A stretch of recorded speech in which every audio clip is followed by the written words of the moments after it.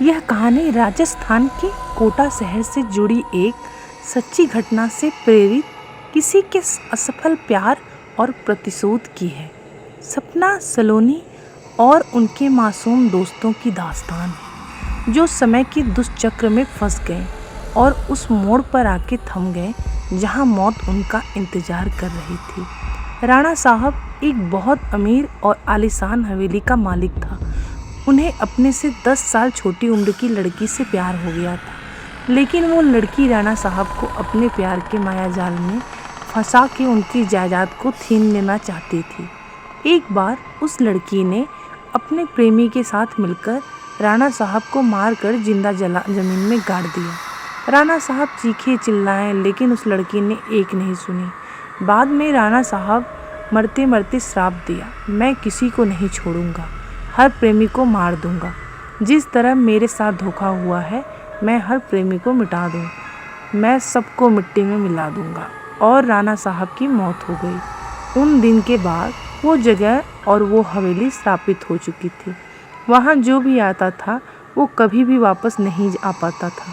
आज भी राणा साहब की प्रेतात्मा वहाँ घूमती रही। कुछ दिनों के बाद उस हवेली पे एक प्रेमी कपल वहाँ पे घूमने के लिए आए। सपना और रजत, उन दोनों की सगाई हो चुकी थी, लेकिन शादी करनी बाकी थी। सपना अपने घर में किसी को कुछ बिना बताए रजत के साथ आई थी। सपना और रजत मजाक मस्ती में उस जगह पहुंच गए जहां राणा साहब को जिंदा दफन कर दिया गया था। अचानक रजत उस जगह पे गिर जाता है और उसका पैर जमीन के नीचे घुस जाता है। यह देखकर सपना डर जाती है और मदद के लिए चीखने चिल्लाने लगती है, लेकिन कोई भी उसकी आवाज़ नहीं सुन पाता है। सपना जब उस हवेली में मदद के लिए जाती है तो वहीं उसे किसी के होने का आभास होता है। उसी वक्त तुरंत सपना गिर जाती है और कोई उसका पैर पकड़कर उसी जगह पर खींच के ले जाता है जहां राणा साहब और रजत दफन हुए थे। बाद में सपना भी उसी जगह दफन हो जाती है। कुछ दिन बाद जब सपना अपने घर नहीं पहुंचती है, तब उसकी बहन सलोनी अपने पति समीर और कुछ मित्रों के साथ उसे ढूंढते ढूंढते हवेली पे पहुंच जाती है। समीर एक पैरानॉर्मल एक्टिविस्ट का एक्सपर्ट था। जब वो सब उस हवेली पर पहुंचे तब समीर को पता चला कि यहाँ पे किसी बुरी आत्मा का वास है।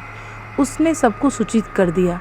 उसी रात को उन सभी के साथ कुछ अजीबोगरीब घटनाएं होने लगती हैं, जैसे कि नल से पानी टपकना, अपने बेडरूम में मिट्टी का आ जाना, रूम की खिड़कियाँ अपने हिलने लगना, किसी के रोने चिल्लाने की आवाज़ आना। यह सब देखकर वो सभी डर जाते हैं और उनमें से एक भागने की कोशिश करता है, लेकिन राणा साहब की प्रेतात्मा उसे भी जिंदा दफन कर देता है। दूसरे दिन जब उन लोगों को पता चलता है कि उनका एक साथी गायब है, तब वो लोग और भी डर जाते हैं, लेकिन समीर बताता है कि हमें यहाँ से बाहर निकलना है तो हमें उस प्रेतात्मा को बुलाना होगा, उनसे पूछना होगा कि वो आखिर क्या चाहती है। डर के मारे सभी लोगों ने समीर की बात मान ली और आत्मा को बुलाने के लिए तैयारी कर ली। समीर ने एक रूम में सभी तैयारियां कर ली और बताया कि जब तक हम आत्मा से पूरी जानकारी नहीं जान लेते तब तक कोई इस रूम से बाहर नहीं जाएगा, और कुछ भी हो जाए कोई किसी का हाथ नहीं छोड़ेगा। समीर ने तंत्र मंत्र से आत्मा को बुलाना शुरू कर दिया। कुछ ही देर में तेज पवन और बिजली के साथ राणा साहब की आत्मा उस रूम में आ गई। समीर ने उस आत्मा से बात की, आखिर तुम चाहते क्या हो? तो लोगों को क्यों मार रहे हो? कौन हो तुम? राणा साहब की आत्मा ने कहा, निकल जाओ यहाँ से, मैं किसी को नहीं छोड़ूंगा, सब मारे जाएंगे, जो भी यहाँ आएगा सबको मार दूंगा। इतना कहकर वो आत्मा चली गई। वो लोगों ने बाद में सपना की आत्मा को बुलाया और पूछा आखिर उसके साथ क्या हुआ। सपना की आत्मा ने उन सभी को सारी हकीकत बता दी और बोली, मुझे राणा साहब ने ज़मीन के नीचे दफन कर दिया है, प्लीज़ मुझे यहाँ से निकालो। सलोनी ने अपने बहन सपना से पूछा, राणा साहब की आत्मा को कैसे मारा जाए? सपना ने बताया कि जहाँ राणा साहब ने हम सब को दफनाया है वहाँ पास में माता जी का त्रिशूल है, उस त्रिशूल से राणा साहब की आत्मा को मारा जा सकता है और इस महल को उनकी चंगुल से बचाया जा सकता है।